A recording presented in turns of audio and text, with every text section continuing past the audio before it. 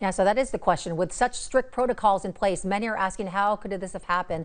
The veteran director of photography is surprised and puzzled by the Baldwin set accident, and here's what he had to say. I'm quite surprised to hear about this tragic accident this morning because, to be perfectly honest, the protocols involved in having firearms on set are very strict. You can't even have a replica weapon or a dummy weapon on set now without having a licensed armorer. I can't speak for what happens in the state of New Mexico. I've worked in the US, of course, and I must admit I've always found the safety protocols involving weapons, certainly in the US, to be very strict and very well adhered to. With that being said, we wanted to continue our coverage and take a deeper dive from an actor's perspective. What happens at the point after these protocols have been combed through, after the weapons manager hands off the weapon prop to the actor? Joining us now is Trevor Abel. He's a local actor who's been in several movies with stars such as John Leguizamo, Christopher Stanley, Taylor Kitsch, in movies such as Waco, Longmire, and Get Shorty. And he has a lot of experience dealing, we've been talking about it, weapons props. So thank you, Trevor, for joining us this afternoon. Yeah, thank you for having me. I wish it was under different circumstances, and my condolences and prayers to all those affected. So are you surprised about this? Are you because we were talking, like you said, sometimes they have real guns, sometimes they don't. Yeah, I am.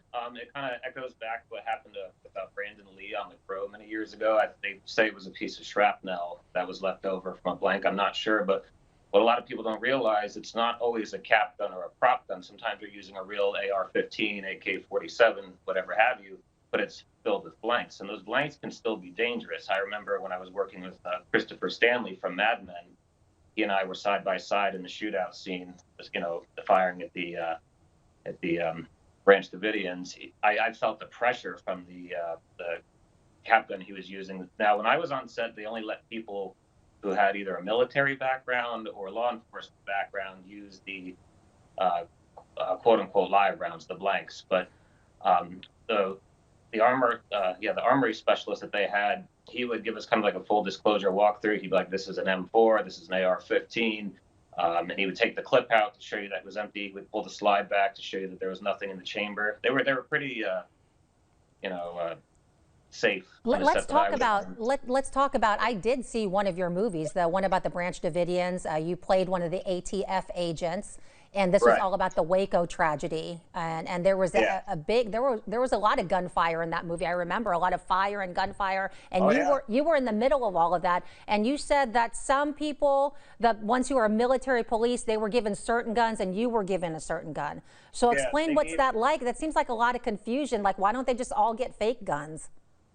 Well, you would think. I mean, I don't know if it has to do with the cost of, CGI, muzzle flare, and whatnot. And people like continuity; they'd like it to be as organic and realistic as possible. But I was given a rubber Beretta, but it's just like being in a real firefight. They're using those blanks. They have the same muzzle flare. It's just as loud. They would simulate gunfire by pelleting the truck with paintballs.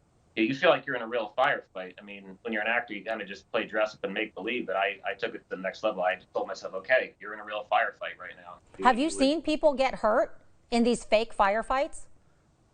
No, but I mean, not in my experience, because like I said, I was fortunate enough to have a good weapons manager on set. But like I said, the prop guns are no joke, or the blanks. If you're within the close proximity, you'll feel the pressure. Like you could potentially get killed from the pressure if it went off close to your head or a vital organ or something like that. It's still very dangerous. Walk us through the protocol again. I know you brushed over a little bit of it, but what is the protocol when they're going to have guns or they hand out the how are you given your gun compared to somebody else who's experienced? Yeah, well, I worked for the Brothers Dowdle. They did the movie As Above, So Below. They directed Waco. They had a really good safety protocol. They basically what they did, they by a show of hands who was in law enforcement or has a military background, we only want people with that experience handling the blanks. So, like I said, I would have been perfectly qualified. I like to shoot recreationally. I've shot 50 caliber Desert Eagle pistols, AK-47s, 50 BMGs at the range, but I didn't have a military or law enforcement background, so they just gave me on that day a rubber Beretta, but there were other times where I carried, I think what were real weapons, but with no blanks. They only gave the blanks to people with those backgrounds. So, like I said, It seems confusing to me. I don't know. It seems confusing. Do you think, especially after this happened, do you think a gun with real bullets slipped through a Hollywood set for whatever reason, bad luck, but there was a bullet in a gun that was supposed to be a prop? Do you think there needs to be some serious changes in protocol? I think they're definitely going to be undergoing some reform. It sucks that it has to be at the expense of this poor girl and the director. Like I said, it never should have happened in the first place. It's stupid. I can't imagine what Alec Baldwin's feeling, but even so, even when I had the gun, like they showed me, they pulled the slide back, they emptied the clip to show me that it was completely unloaded. So I knew going into it, I had that disclosure. But even as an actor, if some prop guy manager handed me a gun, you better believe I'm still going to take the mag out and pull the slide back to make sure there's not one in the chamber. Yep, the director said something was, go ahead. Yeah, and just to echo what they said earlier, there's really, the director is supposed to be behind the camera. There's no reason to point the gun in the direction of any of the crew. Who knows? So, I guess we'll find out more information, but the director said something was seriously overlooked here. So it's good that you check your guns, Trevor, and when you're handed a gun, and I hope to see you in another movie in the future, and I'll be looking at these other movies, and I won't be looking at gunfire scenes the same again. So Trevor, it's like I was there. That intense. Trevor Abel, be safe, and thank you so much for your expertise this afternoon. You as well. Thank you for having me. Thank you.